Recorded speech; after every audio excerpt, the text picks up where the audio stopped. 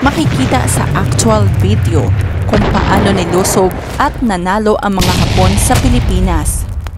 Noong December 8, 1941, nilusob ng mga Hapon ang Pilipinas. 2 linggo lumaban ang mga Pilipino at Hapon sa kanlurang baybayin ng Luzon. Pero napaghandaan na ng mga Hapon ang kanilang gagawin. Isa sa mga strategiya ng mga Hapon ay makuha kaagad ang daungan ng Manila at nakapasok ang mga Hapon sa Luzon sa pamamagitan ng Lingayen Gulf sa kanluran na mga 180 kilometers ang layo sa Manila. Noong Pasko ng 1941, 9 na lugar na ang naatake ng mga Hapon sa Pilipinas at nakakaarangkada ang kanilang paglusob. Unti-unting binomba ang Manila at iba't ibang parte ng Pilipinas para lumambot ang depensa.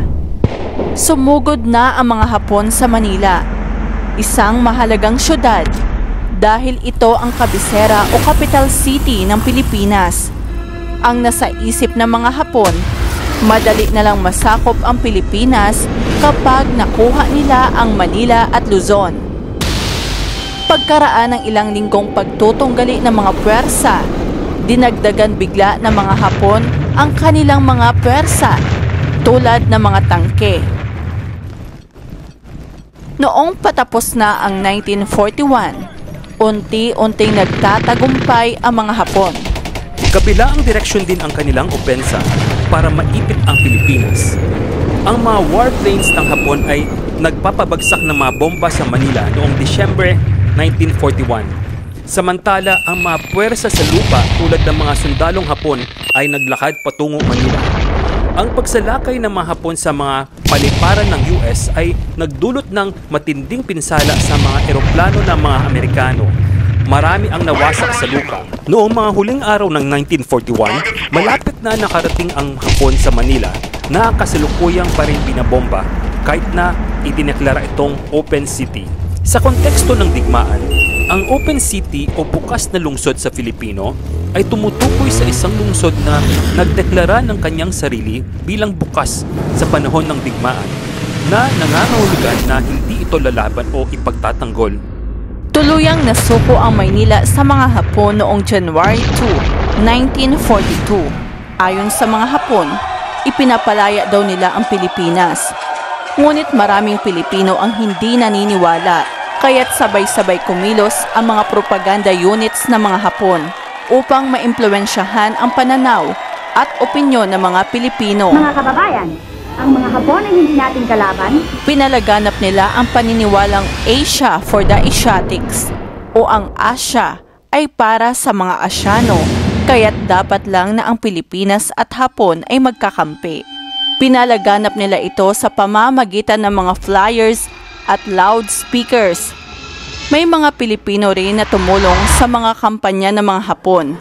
Halimbawa, kakausapin ng mga Pilipino ang kapwa Pinoy sa sariling lingwahe. Ngunit di nagtagumpay ang kanilang kampanya dahil karamihan sa mga Pilipino ay hindi naniniwala dahil nasa isip ng mga Pilipino ang ginawa ng mga Hapon sa China.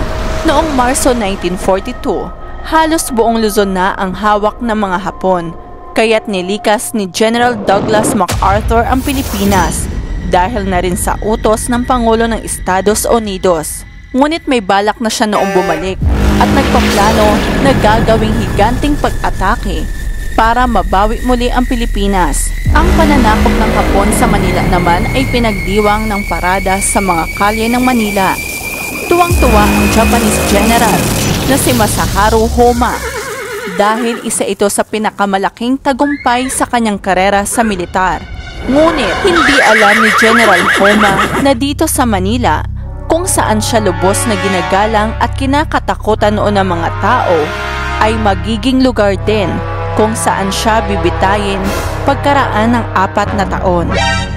Noong 1942, inaakala ng karamihan sa mga Pilipino na hindi na sila basta-basta makakalaya sa mga Hapon.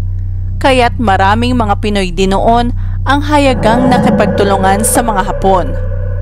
Pero noong April 1942, ang Corregidor at Manila Bay ang huling mga lugar na lumalaban pa rin sa mga Hapon.